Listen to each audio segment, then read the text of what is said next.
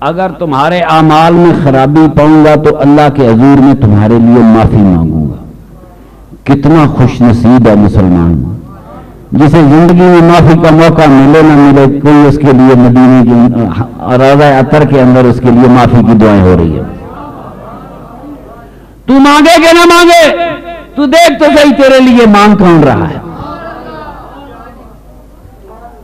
یہ تو بخاری کی حدیث ہے۔ میں شیعوں کی کتاب پڑھ رہا تھا امام جعفر صادق کے حوالے سے۔ آپ نے فرمایا کہ صحابہ نے سوال کیا کہ یا رسول اللہ، آپ پہ ہمارے اعمال کیسے پیش ہو گئے جبکہ انسان تو مٹی میں مٹی ہو جاتا ہے۔ ذرا حدیث آگے بڑھائی، فرمایا میرے آقا نے سنو، اللہ نے اس زمین پر، چونکہ امام بخاری نے ٹوٹے کیے ہیں، ٹوٹے نہ کرتا حدیث ساتھ جوڑتا بات بن گئی تھی۔ اللہ نے اس زمین پر حرام کر دیا ہے کہ وہ انبیاء کے جسم کو کھائے۔ اللہ کے نبی قبروں کے اندر زندہ ہے۔ ٹوٹا ادھر لگایا امام بخاری نے، ٹوٹا ادھر لگایا امام بخاری نے، ٹوٹے کو جوڑو۔ فنبی اللہ حی، اللہ کے نبی زندہ ہیں، ان کو ہاں جی۔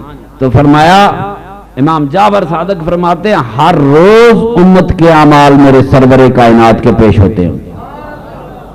اس وقت امت 1.5 ارب ہے کوئی دنیا میں ایسی مشین جو 1.5 ارب فائل روز چیک کرے؟ سپر کمپیوٹر والوں، کمپیوٹروں والوں، آئی ٹی والوں، کوئی دنیا میں ایسی قوت ہے، انسانی قوت ہے، روحانی قوت ہے جو ایک دن میں 1.5 ارب فائل پڑھے؟ کتنی؟ اس وقت تقریباً 1.5 ارب مسلمان ہیں دنیا، 150 کروڑ فائل ایک دن میں۔ اب پتہ چلا تو کیا ہے اور مصطفیٰ کیا ہے، سمجھ لگ رہی ہے تو کیا ہے، تیرے کمپیوٹر کیا ہے۔ میرے ساتھ بات کر، کون لے کے جا رہا ہے؟ فرمایا بات سنو میری، آج میں تمہیں خدا کی قسم ایک بات بتاؤں، فرمایا میری انبیاء کو اللہ تعالیٰ نے زمین پر حرام کر دیا ہے، وہ نبیوں کے جسم کو نہیں کھا سکتی۔ تمہارے اعمال میرے پیش ہوں گے، تمہارے اعمال اچھے ہوں گے، دعا کروں گا اللہ اور اچھے بنا دے۔ اگر تمہارے اعمال خراب ہو گئے، اللہ کی بارگاہ میں تمہارے لیے معافی مانگوں گا۔ حیاتی خیر لکم، مماتی خیر لکم، وہ روضہ عطر جو صبح شام تیرے میرے لیے دنیا کے 1.5 کروڑ مسلمانوں کے لیے جہاں سے دعائیں آ رہی ہیں، یہاں سے تیرے لیے ایک ایک منٹ کی دعائیں آ رہی ہیں، اس روضہ عطر کے سامنے مسلمان کھڑا ہوتا ہے تو کہتے ہیں شرک ہو رہا ہے۔ بات سنو، پتھر کے سامنے سجدہ کرے شرک، ٹھیک ہے کعبے سے پتھر کے سامنے سجدہ کرے، مولوی نے کہا شرک نہیں۔ فوٹو کے سامنے سجدہ کرے، مولوی نے کہا شرک نہیں۔ پاکستان کا مولوی بولتا ہے شرک تو تب ہوگا جب نبی پاک کی طرف جائے گا۔ او بدبختہ، تو یہودی ہے کہ مسلمان ہے یہ تو بتا مجھے۔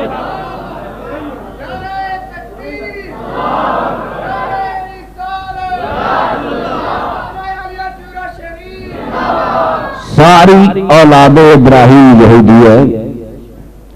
اسماعیل علیہ السلام سے رب اپنے آپ کو منسوب کرتے ہیں، میری بات غور سے سنیں، یہودی اپنے آپ کو ابراہیم علیہ السلام کا وارث قرار دیتے ہیں۔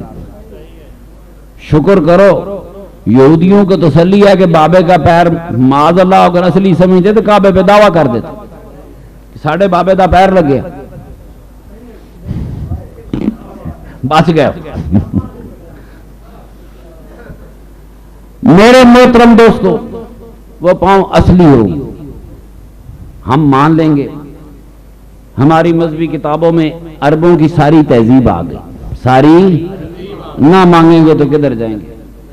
اگر کوئی بندہ پوچھتا ہے جی کہ آج سے 7000 سال پہلے بی بی صاحبہ بچے کے لیے دوڑی، ہزاروں سال بعد لوگوں کو کیسا پتہ چل گیا کہ یہاں دوڑی تھی؟ آدمی کوئی نہیں تھا۔ مولوی ایک ہی جواب دے گا، قرآن میں آیا۔ کیا آیا؟ قرآن میں عربوں کی پوری تہذیب آئی ہوئی ہے۔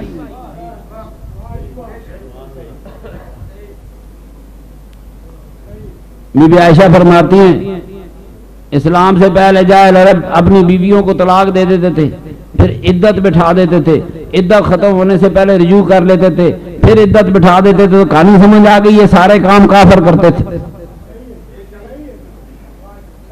دنیا کے کسی زندہ مذہب میں طلاق نہیں ہے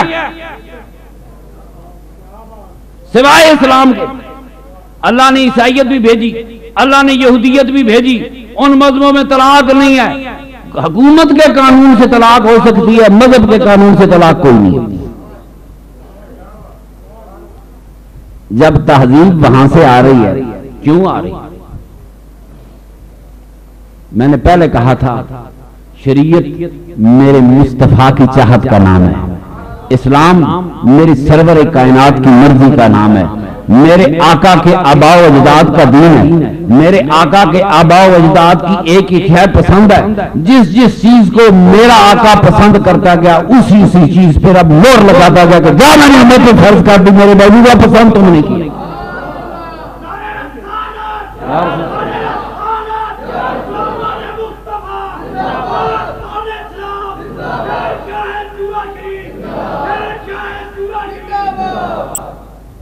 کیا میرے آقا کے آباء و اجداد حجر اسود کو بوسہ دیتے تھے کہ نہیں؟ تو اپنے آباء و اجداد کی رسم کو میرے آقا نے قائم رکھا کہ نہیں؟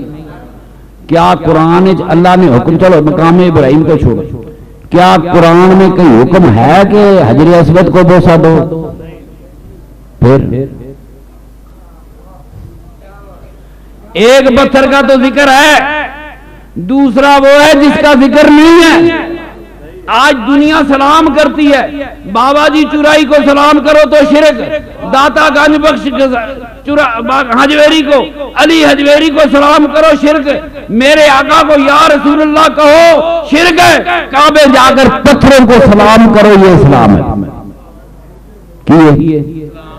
کس کو سلام کرتے ہیں؟ کرتے ہیں کہ نہیں کرتے؟ کبھی کسی پوچھا تو وہ دماغ ٹھیک ہے؟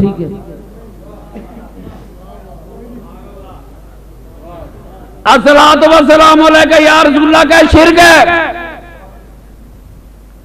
حجر اسود کو سلوٹ مارے, تیرے مقدر میں یہی تھا, جس کے مقدر میں سرور کائنات کا دامن نہیں, بدبختہ تیرے مقدر میں خدا نے پتھر رکھ دیا.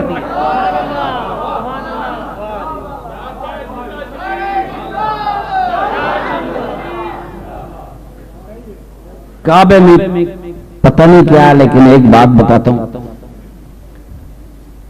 میرے آقا طائف کی جنگ کے بعد واپس آئے, جنگ حنین کے بعد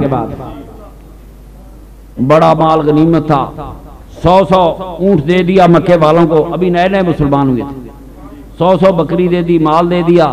مدینے والے سوچنے لگے کہ اللہ کا رسول تو اپنی برادری میں بانٹ رہا. صحیح بات, جو بات ہے وہ صحیح کرنے میں کیا حرج ہے.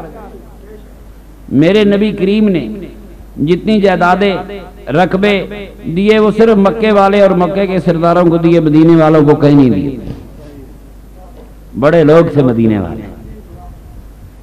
اب ایک ایسا موقع آ گیا, ان کے دل میں خیال آیا کہ سرکار سارا مال, اتنی چیزیں جو لوگ کل مسلمان ہوئے ہیں, کل مکہ فتح ہوا ہے, میرے آقا ساری چیزیں اپنی برادری کو مکے والوں کو دے رہے ہیں, تو مدینے والوں کا کچھ دل خفا ہوا ہوگا. میرے آقا کے پاس باتیں آئیں, میرے آقا نے مدینے والوں کو بلایا, بلا کے کہنے لگے ادھر آؤ میری بات سنو, آؤ انصار میری بات سنو, مدینے والے تمہیں خدا کا رسول بلاتا ہے. مدینے والے آ گئے, میرے آقا نے فرمایا سودا کر لو. فرمایا حضور کیا سودا کر لیں؟ فرمایا کیا تم یہ نہیں چاہتے کہ یہ بکریاں, اونٹ, بھیڑیں, دنیا کی ہر چیز مکے والوں کو دے دی اور تم خدا کے رسول کو ساتھ لے کر مدینے چلے جاؤ؟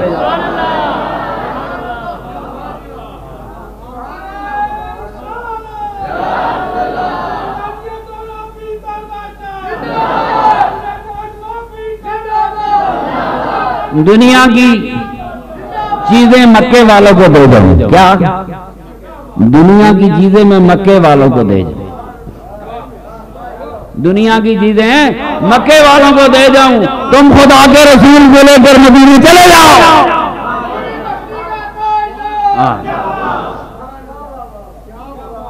مدینے والے رقص میں آ گئے, تو بھیڑ بکریاں, تو اللہ کے رسول کی شان کہاں, میرے دوستو بات یہ ہے کہ ایک پتھر ہے، ابراہیم علیہ السلام کے قدموں کا نشان ہے، مبارک پتھر ہے، اس کے سامنے ہم